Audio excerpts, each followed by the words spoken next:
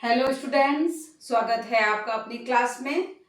या आज हम क्लास 9 का chapter number 6 lines and angles के बारे में देखेंगे। चैप्टर पढ़ेंगे, लेकिन उससे पहले हम उसके बारे में जो बेसिक नॉलेज है इस चैप्टर को करने में जिसकी हमको जरूरत पड़ेगी, पहले हम उसको देखेंगे। कुछ पॉइंट मैंने लिखे हैं, उन पॉइंट को अपन पहले देखेंगे, फिर उसके बाद में चैप्टर शुरुआत करेंगे।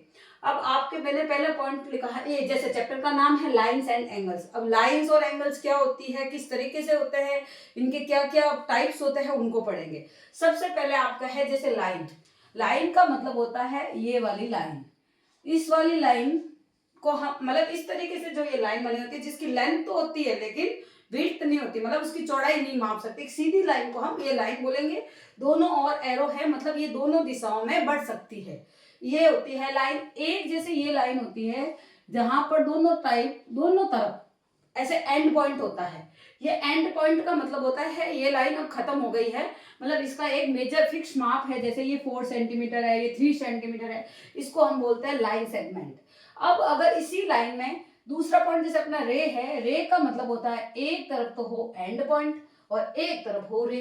अब एंड पॉइंट का मतलब है ये यहां से इस डायरेक्शन में नहीं बढ़ सकती, ये वाली डायरेक्शन, इसमें हम इस वाली डायरेक्शन से हम इसको बढ़ा सकते हैं। तो अभी आपको ये समझ में आया होगा कि लाइन क्या है, लाइन सेगमेंट क्या है और रे क्या है। तो लाइन मतलब जो दोनों दिशाओं में बढ़ती है, लाइन सेगमेंट मतलब जिसके दोनों तरफ एंड पॉइंट होता है, वो खत्म हो चुकी है, उसका एक फिक्स मेजर है। तीसरी होती है रे, जो एक तरफ तो जिसके एंड पॉइंट होता है और एक तरफ उसके रे होता है, मतलब जिसको हम एक साइड से एक दिशा से बढ़ा सकते हैं। तो लाइन, लाइन सेगमेंट और रे, ये तीनों आपको समझ में आए। अब उसके बाद में होता है कॉलिनियर पॉइंट्स। देखो कॉलिनियर पॉइंट्स का मतलब होता है ये एक जैसे मैंने पॉइंट लिए हैं, ये आपको कोई 3 पॉइंट दे रखे हैं और आपको पूछा है कि इससे कॉलिनियर पॉइंट का मतलब होता है कोई ऐसी लाइन जो इन तीनों पॉइंट से होकर निकले। मतलब ये जैसे अगर ये लाइन मैं ऐसे खींचती हूँ जो इन तीनों पॉइंट से होके निकलती है, तो ये तीनों पॉइंट क्या है, कॉलिनियर पॉइंट। अगर एक पॉइंट जैसे यहाँ नहीं होके मैंने यहाँ दिया और वो लाइन इससे यूं होके सीधी लाइन नहीं बन सकती, तो ये नॉन कॉलिनियर पॉइंट है। तो कॉलिनियर पॉइंट का मतलब समझे, ऐसी लाइन जो 2 3 जितने आपको दे रखे हैं। कॉलिनियर पॉइंट का मतलब ही यही होता है जिनसे एक ही लाइन खींची जा सके, जो एक लाइन जो इन तीनों पॉइंट को टच करते हुए निकले। तो आपको कॉलिनियर पॉइंट समझ में आया और नॉन कॉलिनियर पॉइंट भी समझ में आया। अब उसके बाद में होता है एंगल। अब एंगल क्या चीज होती है, देखो एक पॉइंट है, इस पॉइंट से ही एक रे इधर जा रही है, एक रे इधर जा रही है, एक पॉइंट से 2 रे जा रही है। तो इस तरह की जो सिचुएशन बनती है हम इसको बोलते हैं एंगल। एंगल बहुत प्रकार के हैं जिसको हम आगे पढ़ेंगे, बहुत टाइप्स है इनके। तो एंगल का मतलब आपको सीधा यूं ही है कि 2 रे जिनका ये बिगन पॉइंट जो है, जो जहां से शुरुआत होती है वो एक ही पॉइंट हो और दोनों अलग अलग डायरेक्शन में जाती हो, इस तरीके से जो शेप बनेगा उसको हम एंगल बोलते हैं। अब एंगल में, एंगल हो गया, एंगल्स के टाइप भी पढ़ेंगे अपन। उसके पहले अपन एक लाइन और देखते हैं, इंटरसेक्टिंग लाइनें। देखो इंटरसेक्ट का मतलब होता है ये दो जो लाइनें हैं इस तरीके से अगर ये काटती है तो हम इसको बोलते हैं इंटरसेक्ट। क्या बोलते हैं इसको हम, इंटरसेक्ट, इंटरसेक्टिंग लाइन। ठीक है, अगर दो लाइनें एक दूसरे को इस प्रकार से एक पॉइंट पे आपस में काट रही है तो ये लाइनें जो है वो इंटरसेक्ट लाइनें हैं। अब उसके बाद में आपको बता रहे हैं टाइप्स ऑफ एंगल। अभी हमने जैसे एंगल पढ़ा, अब इस एंगल के टाइप्स है। देखो टाइप्स क्या है, वैसे छोटी क्लास से हम पढ़ते आए हैं। टाइप्स होते हैं acute angle, obtuse angle, right angle, straight angle, reflex angle, ये सारे बारे पढ़ेंगे अपन। सबसे पहले जैसे एक्यूट एंगल। एक्यूट एंगल का मतलब होता है जो 90 डिग्री से कम हो, जो लेस देन, जैसे अपन ने इसको x मान लिया तो ये x जो होता है वो 90 डिग्री से कम होता है, मतलब इस तरीके के जो शेप होते हैं वो एक्यूट एंगल में आते हैं। 90 से कम होना चाहिए, मतलब एक्यूट का मतलब ही यही है कि वो 90 से कम हो। और दूसरा होता है ऑब्ट्यूज। अब ऑब्ट्यूज में क्या होता है, जो 90 से तो बड़ा होता है लेकिन 180 से छोटा होता है। 90 से बड़ा, ये खुद 90 से बड़ा है और 180 से छोटा है। जैसे देखो इसका शेप अपन यूं दे सकते हैं, 90 मतलब सीधा डिग्री। अब ये इससे थोड़ा यूं हो सकता है, ये यूं हो सकता है, ये यूं हो सकता है। ये सारे जो एंगल होते हैं वो होते हैं आपके ऑब्ट्यूज एंगल। तो आपको समझ में आया, एक्यूट मतलब जो 90 से छोटा, ऑब्ट्यूज मतलब जो 90 से बड़ा। अब होता है राइट एंगल। राइट एंगल वैसे सबको पता है 90 डिग्री के एंगल को हम राइट एंगल बोलते हैं। 90 डिग्री के एंगल को हम 90 डिग्री के एंगल को हम राइट एंगल बोलेंगे। जैसे राइट आपको दे रखा है तो मतलब ये 90 डिग्री होना चाहिए, एक फिक्स माप, एक फिक्स वैल्यू, ठीक है। अब आ जाता है एक्यूट हो गया, ऑब्ट्यूज हो गया, राइट हो गया। अब है आपके पास में स्ट्रेट। स्ट्रेट का मतलब होता है वो एंगल जिसकी वैल्यू 180 डिग्री हो, मतलब एक सीधी लाइन। यहाँ पे एक पॉइंट है और यहाँ से एक डायरेक्शन इस तरफ जा रही है, एक इस तरफ से जा रही है और एक सीधी लाइन बन रही है। तो ये जो एंगल होता है वो होता है 180। इसको हम स्ट्रेट एंगल बोलते हैं। क्या बोलते हैं हम इसको? Straight angle. स्ट्रेट एंगल हो गया। अब उसके बाद में आता है रेफ्लेक्स एंगल। इसमें बहुत दिक्कत आती है, कुछ बच्चों को पता है, कुछ को नहीं पता है, तो आपको ध्यान रखना है। रेफ्लेक्स एंगल वो एंगल होता है जो 180 से तो बड़ा होता है लेकिन 360 से छोटा होता है। जैसे आपके पास में ये वाला कोई एंगल है, इसकी वैल्यू मैंने दे दी 50 डिग्री, ठीक है। ये अंदर की साइड जो बनता है ना, ये तो अपने 180 से सारे छोटे हैं। अभी फिलहाल अपने पास में ये एक्यूट की शेप में है। अब यहां से ये जो बाहर की साइड का जो एंगल बनता है इसको हम बोलते हैं रेफ्लेक्स एंगल। इसका नाम क्या है? Reflex angle. ये रेफ्लेक्स एंगल 180 से तो बड़ा होता है लेकिन 360 से छोटा होता है। तो रेफ्लेक्स एंगल आप क्या लिखेंगे? रेफ्लेक्स एंगल मतलब जो 180 से तो बड़ा है, 180 से बड़ा है और 360 से छोटा है। और 360 मतलब एक पॉइंट, ये जैसे एक पॉइंट है, इस पॉइंट के ये चारों तरफ जो ये पूरा सर्किल आपका बनता है इसको हम बोलते हैं कंप्लीट एंगल। 360 मतलब कंप्लीट एंगल। तो आपको एंगल से सारे पॉइंट पता चल गए। सबसे पहले acute, obtuse, right, straight and reflex, और लास्ट जो है वो आपके है वो है आपका कंप्लीट एंगल। तो आपको ऐसे लाइन से पॉइंट से दिमाग में एकदम फिट होना चाहिए। एक्यूट मतलब क्या, ऑब्ट्यूज मतलब क्या, स्ट्रेट मतलब क्या, रेफ्लेक्स मतलब क्या, और कंप्लीट एंगल मतलब 360, पूरा का पूरा एक सर्किल जो बना वो होता है अपना एक कंप्लीट एंगल। तो ये यहां तक आपको समझ में आ गया। उसके बाद में अपना अगला जो पॉइंट है वो है कॉम्प्लीमेंट्री एंगल। अब कॉम्प्लीमेंट्री एंगल क्या होता है, देखो इसको थोड़ा साफ कर देती हूं मैं। नेक्स्ट पेज पे जैसे देखते हैं अपन, देखो कॉम्प्लीमेंट्री एंगल का मतलब होता है कोई भी दो एंगल। जैसे यहां पे मैंने एक शेप बनाया, यहां ये ए है और ये है बी। कॉम्प्लीमेंट्री एंगल का मतलब कोई दो एंगल जिनका सम 90 डिग्री होता है उसको हम कॉम्प्लीमेंट्री एंगल बोलते हैं। अब ये ए और बी, ये दोनों जो आपके एंगल है, अगर इनका टोटल आपके 90 डिग्री हो तो हम इसको बोलेंगे कॉम्प्लीमेंट्री एंगल। जैसे ये 40 डिग्री है और ये 50 डिग्री है, तो इन दोनों का टोटल कितना हो गया? 90 डिग्री। तो ये एक दूसरे के कॉम्प्लीमेंट्री एंगल है। अब इसके अलावा अगर आपको इन दोनों में से कोई एक एंगल दे दिया हो, जैसे ए की वैल्यू दे दी और बी की वैल्यू पूछे और ये बोल रखा है साथ में कि ये एक दूसरे के कॉम्प्लीमेंट्री एंगल है, तो आप क्या करेंगे? जैसे आपको ए की वैल्यू 40 डिग्री दे रखी है तो आप क्या लिखेंगे? 90 - 40 मतलब दूसरा एंगल क्या होगा?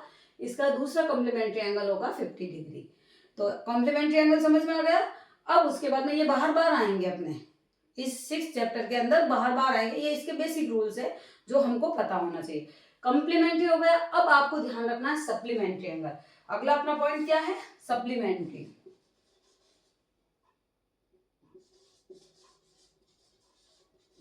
सप्लीमेंट्री का मतलब है ये कोई दो एंगल एक्स और वाई मान लेते हैं, उनका टोटल यदि 180 हो तो वो एक दूसरे के सप्लीमेंट्री एंगल्स है। अब एक्स और वाई क्या है? मतलब ये दो कोई एंगल दे दिया और आपको बोला है कि ये एक दूसरे के सप्लीमेंट्री है, तो इनका सम क्या होगा? इनका सम होगा 180। एक दोनों में से एक दे दिया जैसे 120 और दूसरा पूछा है कि आप वाई की वैल्यू निकालिए, तो आप सीधा निकाल सकते हैं। वाई क्या होगा? 180 - 120 मतलब 60 डिग्री। ये हो गया आपके सप्लीमेंट्री एंगल। मतलब दो एंगल दिए हुए हैं, एक एंगल अपने को दोनों में से एक दिया हुआ है और एक पूछा है, तो हम इस तरीके से निकाल सकते हैं। तो सप्लीमेंट्री एंगल भी समझ में आ गया। अब सप्लीमेंट्री एंगल हमेशा आपको ये पता होना चाहिए एक स्ट्रेट लाइन पे ही बनेंगे, ठीक है। उसके बाद में है एडजेसेंट एंगल। अब एडजेसेंट एंगल का मतलब होता है कोई दो ऐसे एंगल जिनका जिनका मतलब बिगन पॉइंट एक पॉइंट हो और उसके बाद में उन दोनों के बीच में एक कॉमन लाइन हो। जैसे देखो इन दोनों को हम एडजेसेंट एंगल भी बोल सकते हैं। कैसे बोल सकते हैं?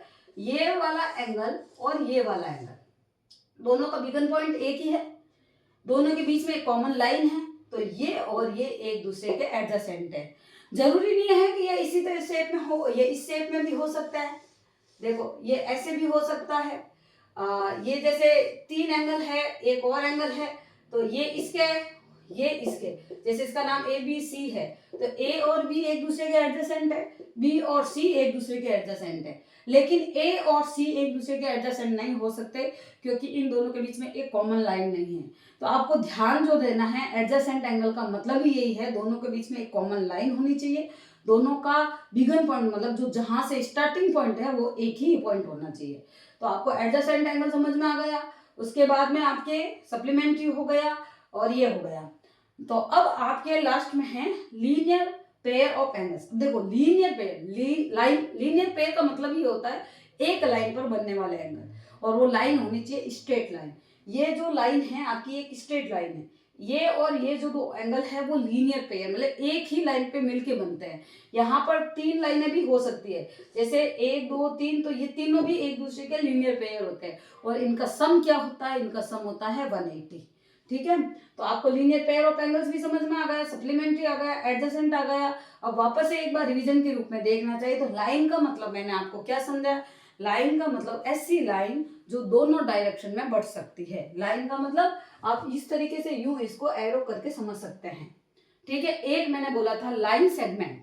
लाइन सेगमेंट मतलब जिसके दोनों तरफ एंड पॉइंट होता है। अब तीसरी है रे।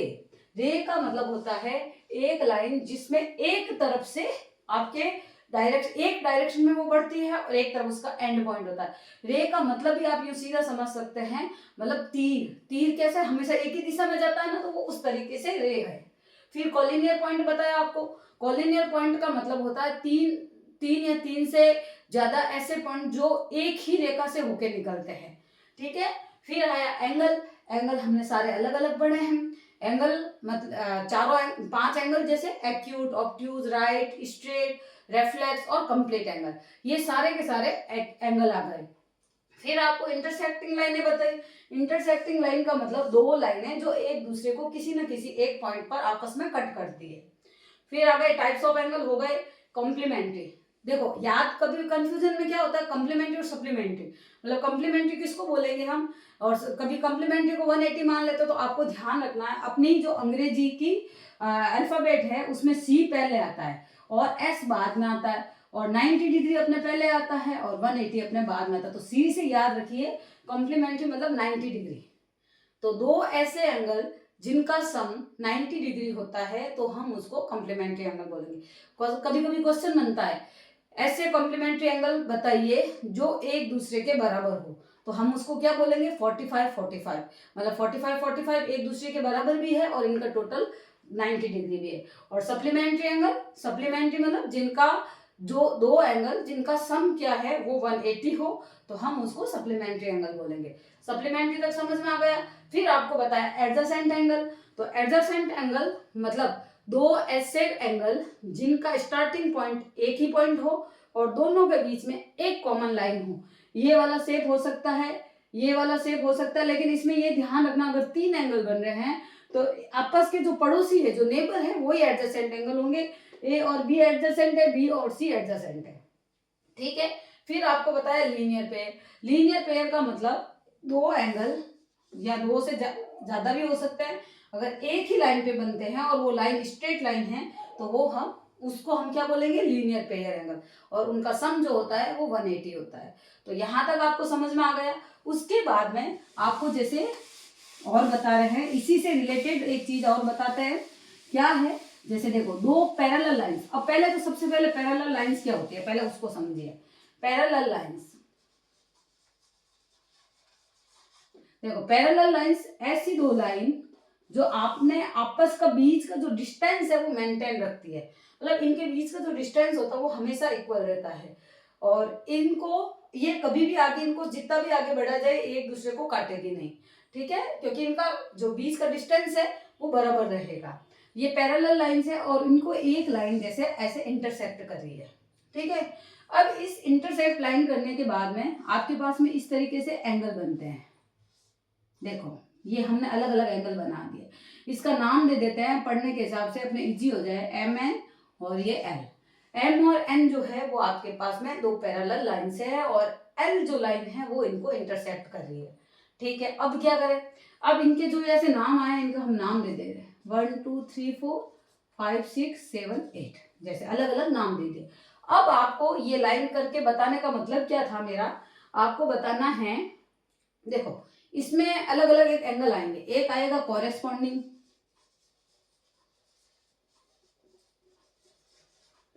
एक आएगा अल्टरनेटिव, एक आएगा आपके को इंटीरियर,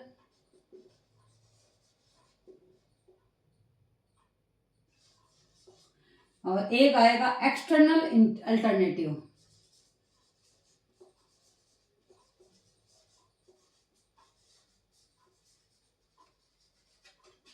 तो सबसे पहले तो क्या करते हैं, मैं आपको ये समझाने का ट्राई करती हूँ कि ये कॉरेस्पॉन्डिंग वगैरह कैसे बनते हैं। देखो सबसे पहले अपना पॉइंट क्या है, कॉरेस्पॉन्डिंग, दो लाइनें एक दूसरे को काट रही है और दो लाइनें पैरेलल है और एक लाइन इनको काट रही है। तो इस तरीके से जो एंगल बनते हैं, मतलब जिनका डायरेक्शन एक साइड है, जैसे ये वाला एंगल और ये वाला एंगल, दोनों का डायरेक्शन ऊपर की तरफ जा रहा है, ये वाला एंगल और ये वाला एंगल, ये कॉरेस्पॉन्डिंग एंगल होता है। अगर लाइनें पैरेलल नहीं है, यूं है, ऐसे काट रही है, तो ये वाला और ये वाले भी कॉरेस्पॉन्डिंग है। इनमें अंतर क्या है, जैसे ये ए और बी है, कॉरेस्पॉन्डिंग है, तो ये ए और बी अगर लाइनें पैरेलल है तो ये इक्वल होंगे, और अगर ये एक्स और वाई है, अगर ये लाइनें पैरेलल नहीं है तो एक्स और वाई इक्वल नहीं होंगे, पर होंगे, इनका नाम कॉरेस्पॉन्डिंग ही होगा। तो आपको कॉरेस्पॉन्डिंग का मतलब समझ के रखना है कि ऐसे दो एंगल्स, मतलब दो पैरेलल लाइंस, अगर उनको एक इंटरसेक्ट लाइन काटती है तो इस तरीके से का जो शेप बनेगा उसको हम बोलते हैं कॉरेस्पॉन्डिंग, और कॉरेस्पॉन्डिंग एंगल पैरेलल लाइंस के अंदर इक्वल होते हैं। तो आपको ये समझ में आ गया। अब इस वाले शेप से अपने अगर कॉरेस्पॉन्डिंग एंगल हमको निकालने हैं, देखो कॉरेस्पॉन्डिंग एंगल अपने को निकालना है, तो यहाँ से 1 और 5 और 3 और 7, 3 और 7, यहाँ से 2 और 6, 2 और 6, यहाँ से 4 और 8, ये जो शेप है वो आपके कॉरेस्पॉन्डिंग एंगल का है। तो कॉरेस्पॉन्डिंग एंगल समझ में आ गया। फिर आता है अल्टरनेटिव। अब अल्टरनेटिव समझना आपको, देखो अल्टरनेटिव क्या होता है, ये दो पैरेलल लाइंस, इसको एक लाइन ने इंटरसेक्ट किया, अब इस तरीके से जो शेप बनता है उसको हम बोलते हैं अल्टरनेटिव। आपको याद, पैरेलल लाइंस के अंदर की तरफ बनेगा, या इंटरनल भी लिख सकते हैं आप, तो यहाँ अंदर की साइड बनेगा, लेकिन होगा एक दूसरे के ऑपोजिट शेप में, मतलब एक का मुंह यूं जा रहा, दूसरा का मुंह यूं जा रहा, एक ही लाइन पे बनेंगे, मतलब एक ही लाइन के दोनों और बनेंगे, ठीक है। तो यहां से इस शेप में, और ये भी इक्वल होते हैं, अगर पैरेलल लाइंस है और अल्टरनेटिव एंगल बन रहे हैं तो वो इक्वल होते हैं। तो यहां से अल्टरनेटिव, देखो यहां से अल्टरनेटिव क्या है, 3 और 6 और 4 और 5, ये 4 और 5 और 3 और 6, ये एक दूसरे के अल्टरनेटिव है और ये हमेशा एक दूसरे के इक्वल होते हैं, ठीक है। अब आपको यहां तक समझ में आ गया। उसके बाद में आ जाते हैं को इंटीरियर।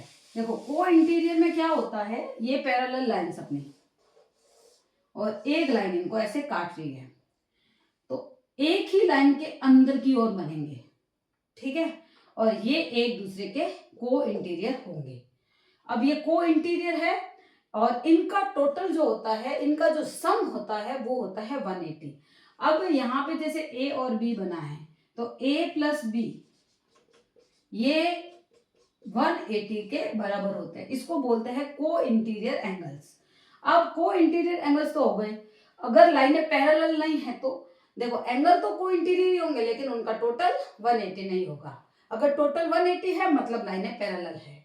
तो कभी कभी क्वेश्चन बनता है इस तरीके से दिया जाता है, ए और बी की वैल्यू बता दी सामने, 120, 170, क्या ये लाइनें पैरेलल है? नो। अगर दोनों का टोटल 180 है तो ही लाइनें पैरेलल होगी। अपने इस इसमें जो दे रखा है इसके अंदर को इंटीरियर कौन से है, को इंटीरियर है 3 और 5, इन दोनों का टोटल कितना होगा 180, और 4 और 6 इन दोनों का टोटल भी 180। ठीक है, तो यहां तक समझ में आ गया। अब आपकी ये चीज तो हो गई। अब आपको बताते हैं एक्सटर्नल अल्टरनेटिव। अब देखो एक्सटर्नल अल्टरनेटिव का मतलब ये बाहर की ओर भी तो एंगल बनते हैं अपने, जैसे ये वाला। अब बाहर की तरफ में जैसे ये वाला अपना 1 है और ये वाला 8 है, ये एक ही लाइन पे बन रहा है लेकिन 1 दूसरी मतलब बाहर रहा, तो ये 1 और ये जो 8 है ये एक दूसरे के एक्सटर्नल अल्टरनेटिव है। तो एक्सटर्नल अल्टरनेटिव में भी ये एक दूसरे के इक्वल ही होते हैं। तो बाहर की साइड, अब यहाँ आपने 2 और 7 और 1 और 8 ये है आपके अल्टरनेटिव एक्सटर्नल है। ठीक है, तो यहाँ क्या लिखेंगे 1 इक्वल टू 8 और यहाँ 2 इक्वल टू 7। तो ये चीज मेरे हिसाब से आपको बहुत अच्छे से समझ में आई होगी कि कॉरेस्पॉन्डिंग क्या है, अल्टरनेटिव क्या है, को इंटीरियर क्या है और एक्सटर्नल अल्टरनेटिव क्या है। ठीक है, अब आपको एक और बता देती हूँ कि कोई भी दो लाइन है एक दूसरे को ऐसे काट रही है, इनको हम इंटरसेक्टिंग लाइन बोलते हैं। तो इस तरीके से जो एंगल बनते हैं ये वाले, ये वर्टिकली ऑपोजिट एंगल बोलते हैं इनको। क्या बोलते हैं इनको? Vertically opposite. और ये हमेशा एक दूसरे के इक्वल होते हैं। जैसे ये 60 है तो ये भी 60 ही होगा, ये 120 है तो ये 120 ही होगा। इसको बोलते हैं वर्टिकली ऑपोजिट, वर्टिकली ऑपोजिट। ये चीज आपको अच्छे से समझ में आई। तो ये पूरा का पूरा ये जो मैंने आपको बताया है अपने चैप्टर 6, 7 इनमें सब में ये काम आएंगे। इसके लिए इसका बेसिक नॉलेज होना बहुत जरूरी था, इसलिए ये चीजें आपको सारी कराई। अब अपन अगली क्लास में जो करेंगे वो अपन एक्सरसाइज से शुरुआत करेंगे, लेकिन उससे पहले ये चीजें आपको आना बहुत जरूरी है।